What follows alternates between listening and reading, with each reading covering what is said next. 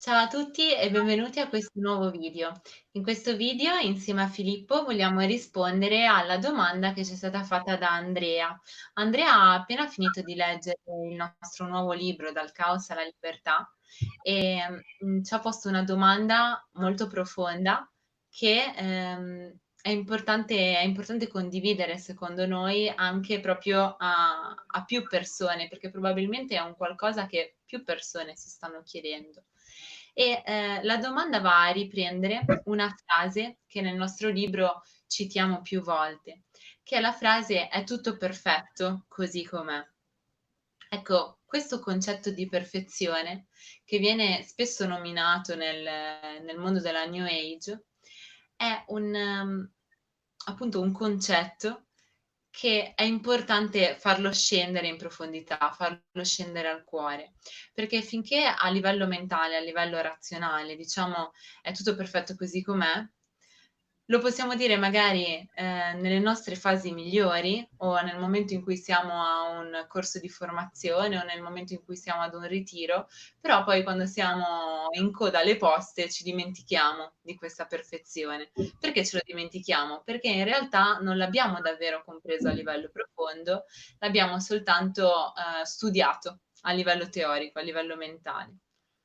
Ecco, quello che vogliamo cercare di trasmetterti in questo video è quella vera perfezione che va oltre tutto ciò che la mente può giudicare come giusto o sbagliato, come buono o cattivo.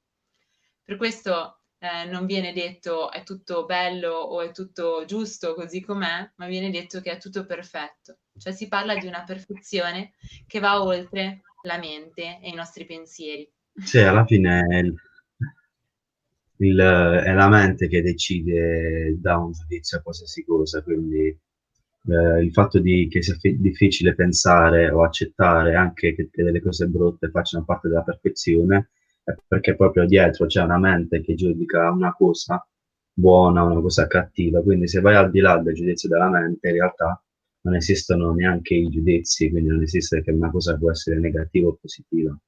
Quindi bisogna proprio allenarsi ad andare oltre i giudizi della mente e vedere le cose da una prospettiva più elevata.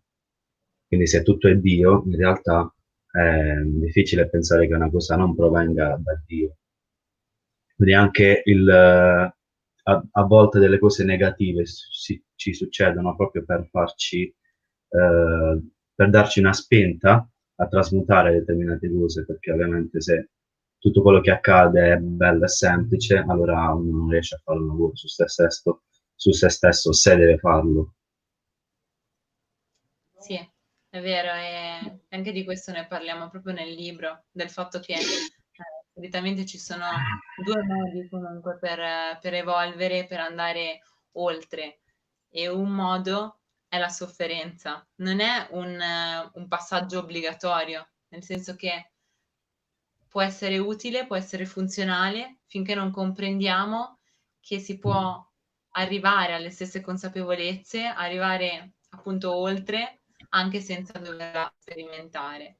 Però all'inizio, quando ancora non abbiamo fatto un lavoro su noi stessi, o quelle persone che sono ancora in uno stato dormiente, non fanno un lavoro su loro stesse, uno degli unici modi che ha l'anima per farle svegliare è il dargli delle botte a livello energetico e di conseguenza noi, il nostro ego, la nostra personalità potrebbe pensare che un determinato evento non è stato poi così carino, mentre a livello animico in realtà ha permesso magari a quella persona di fare un grande salto. E vi faccio anche un altro esempio. Se pensate a delle esperienze che avete vissuto in passato, che potevate definire imperfette, non giuste, brutte, come una separazione, un ex che vi ha lasciato, un licenziamento sul lavoro e così via.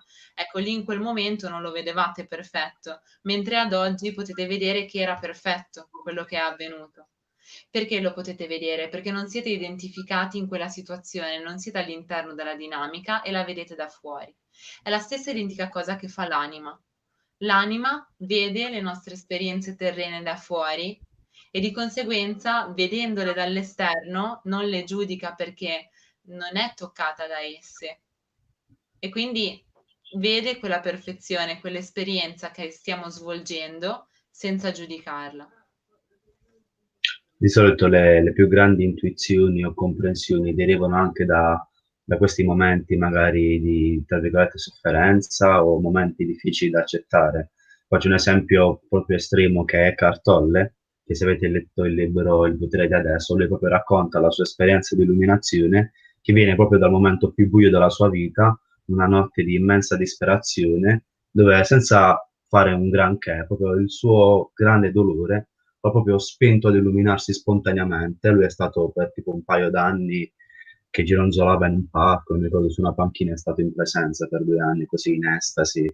Quindi, perché? Perché magari la sua anima aveva proprio bisogno di quello shock di dolore per fare un salto praticamente immenso, senza fare nessun passaggio intermedio, subito si è illuminato così. E ha scritto un libro famosissimo, un bestseller. Quindi è molto utile perché certe volte siamo pure noi che ci autocostringiamo a un certo punto ad aver bisogno di momenti di sofferenza o di dolore per poi elevarci, perché così più grande è e più la sua trasmutazione è importante, ci può fare un salto elevato. Esatto.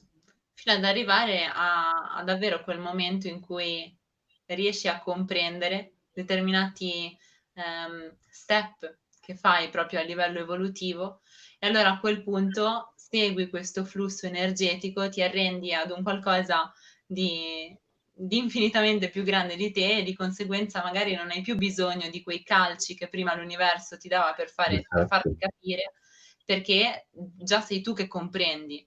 E quindi bastano piccoli segnali, ne parlo anche in un altro video del potere del comprendere i segnali, cioè comprendo il segnale, comprendo il messaggio, quindi non ho bisogno magari di quel calcio quantico che mi poteva arrivare prima nel momento in cui stavo dormendo, ecco. Tornando sempre a quello che ci chiedeva Andrea, perché mi ha detto ad un certo punto, beh, però vedi Hitler o vedi bambini che vengono uccisi o cose di questo tipo, io lì non riesco a vedere questa perfezione. Ecco, se la guardiamo da un punto di vista di personalità, non riusciamo a vedere questa perfezione. Siamo in un pianeta con un'energia abbastanza bassa, siamo in un pianeta dualistico e ce ne rendiamo conto perché viviamo con il giorno e la notte, c'è il maschile e il femminile, tutto è dualismo in questa dimensione. E siamo qui per sperimentare determinate esperienze. Quindi se noi riusciamo a vedere queste esperienze da un punto di vista appunto dell'anima, allora riusciamo anche a vedere la perfezione in determinate cose che sono successe anche nel passato. Possiamo parlare di uno dei più grandi esempi, ne parliamo anche in altri video, di Giuda e di Gesù, che da un punto di vista dualistico, Giuda è stato il traditore, Gesù è stato il tradito e non era perfetto. Mentre se lo vediamo da un livello dell'anima, da un livello più profondo, anche come dice Conversazioni con Dio, quelle due anime si erano messe d'accordo per scendere qui e sperimentare una missione che avevano condiviso e scelto insieme. Quindi non c'era il buono, il brutto e il cattivo. esatto, cioè Giuda è stato colui che ha fatto sì che si compiesse ciò che Gesù aveva anche predetto, quindi che voleva dimostrare Gesù, quello di morire per risuscitare, perché la sua essenza, come quella di tutti gli altri, è immortale. Quindi ha fatto vedere al mondo che se credi in lui, tra virgolette in lui, nel senso credi nell'immortalità dell'anima, della vita, allora vivrai per sempre. Quindi lui ha potuto dimostrare non solo che non giudicando, quindi per Gesù ovviamente Giuda non era un traditore, come nessuno, come non aveva giudizi su nessuno, semplicemente è parte di una intelligenza, chiamiamola intelligenza universale o Dio, che ha fatto sì che determinate cose accadessero, perché? Per l'evoluzione praticamente. Ovviamente questa comprensione, come dicevo anche ad Andrea in privato, non è così semplice da far scendere a livello profondo, e infatti la maggior parte delle persone non arriva mai a comprendere davvero a livello profondo questo. Adesso siamo in un'epoca dove sempre più persone si stanno svegliando e quindi sempre più persone stanno arrivando a certe consapevolezze, però se ci guardiamo intorno a noi ci rendiamo conto che l'ambiente circostante probabilmente non lo comprenderà neanche mai, quello di cui noi stiamo parlando adesso. Se sei qui che stai guardando questo video non è un caso, quindi poniti il dubbio e inizia ad osservare. Un'altra cosa che mi diceva Andrea nei messaggi è che trova difficoltà nello stare in uno stato di presenza.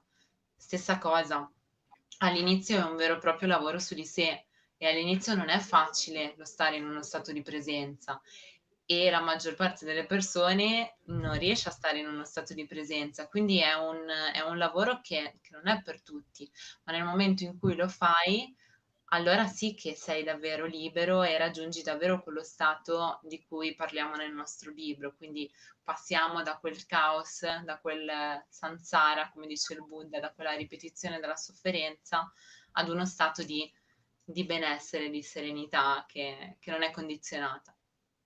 Sì, e poi per la presenza bisogna un attimo chiarire che non è lo stare per tanto tempo consecutivo presente, quindi pensieri magari senza pensieri o osservando attentamente tutto quello che fai.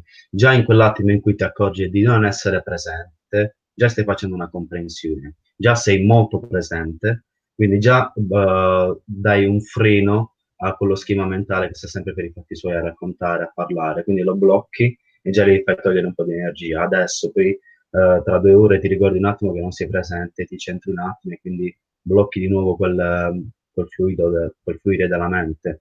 Quindi già così tu vai a esercitare anche la tua mente a un attimo estraniarsi, un attimo e diventare osservatori. Quindi farlo anche quando si attivano dinamiche, quindi qualcosa che ti nervosisce, qualcosa che ti fa arrabbiare. Già l'accorgerti che ti stai facendo prendere da quell'emozione, da quella cosa, da quella dinamica, allora già in quel momento sei presente, anche se magari la rabbia è attiva, quell'emozione è attiva, comunque in quel momento te ne stai accorgendo e ti stai un attimo separando. Poi con l'esercizio quella cosa viene sempre prima, magari poi arriva un momento dove già quando sta per nascere tu sei già presente e centrato, allora quella cosa non diventa, come si dice, non ha il sopravvento su di te, perché sei già osservatore e quindi trasmuti direttamente. Poi alla fine bisogna anche comprendere che non esiste il male, non esiste il dolore, cioè è come se non esiste il buio, esiste solo la luce. Quando c'è il buio significa solo una cosa, cioè che c'è assenza di luce. Quindi qualsiasi cosa noi possiamo chiamare dolore o sofferenza o negativa, in realtà è solo una mancanza di luce, solo una mancanza di amore. Quelle persone che in realtà sembrano molto cattive, in realtà se vai a vedere dietro c'è una persona, o spesso un bambino, che ha avuto una mancanza di amore. Questa qua ha creato dei meccanismi di protezione da questo dolore che ha fatto diventare la persona magari cattiva o invidiosa o controllore, manipolatrice, insomma, tutte queste maschere hanno dietro su proprio una mancanza di amore, quindi di luce.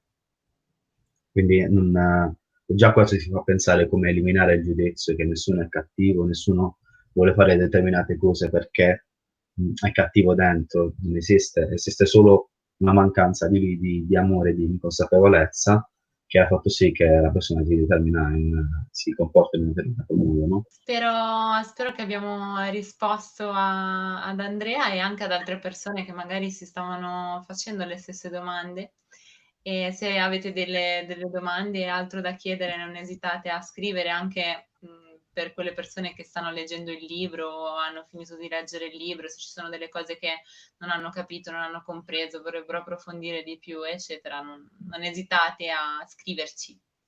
Ne mettiamo nella descrizione il link per trovare il nostro libro. Ci vediamo al prossimo video. Ciao. Ciao!